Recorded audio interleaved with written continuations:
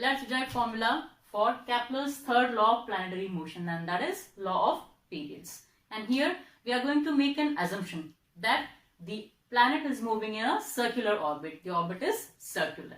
You might be thinking that we have studied yet that it is an elliptical path, but now we are deriving using the orbit is circular with this assumption.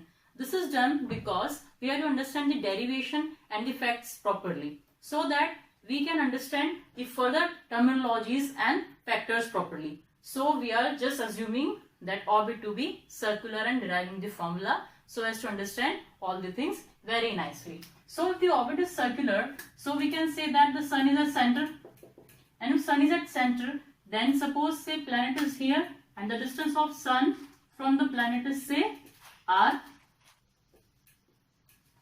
Clear? Now at this point we have to prove law of periods. What was it? The square of time period of a planet is proportional to the cube of semi-major axis. Semi-major axis was here, this one. In this case, we are having this one only. This is the semi-major axis and its value is r only.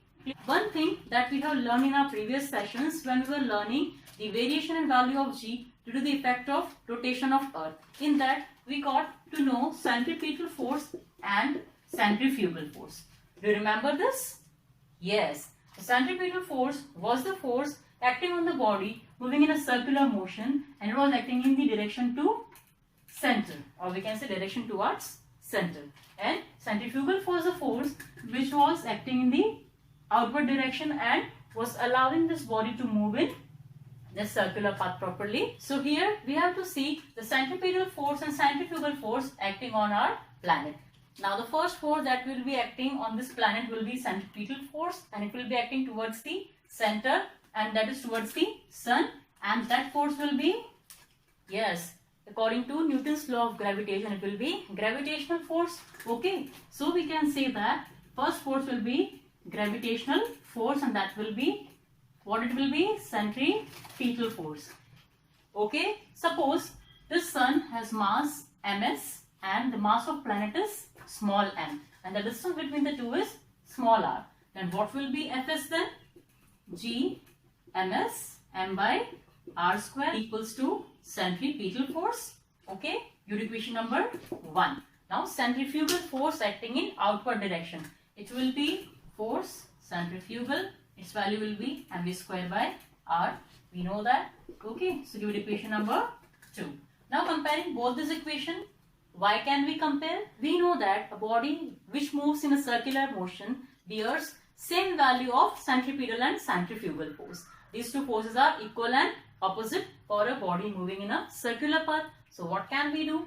Magnitude can be compared. So let's see here what can we do with this.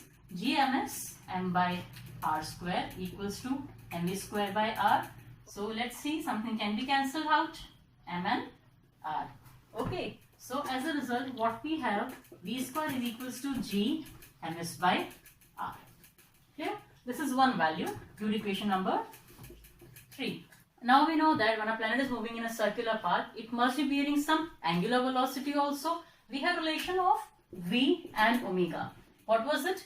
V equals to omega r. Exactly. And omega is 2 pi by t. That also we know. That we have learned in that session only, in which we were learning for variation of value in g when the earth is rotating.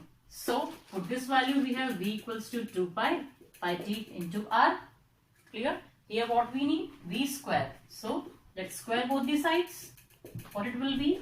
V square equals to 4 pi square by t square into r square. This will be the value. Okay. Your equation number 4. Now, putting the value of v square from equation 4 to equation 3, what we get? Let's see here.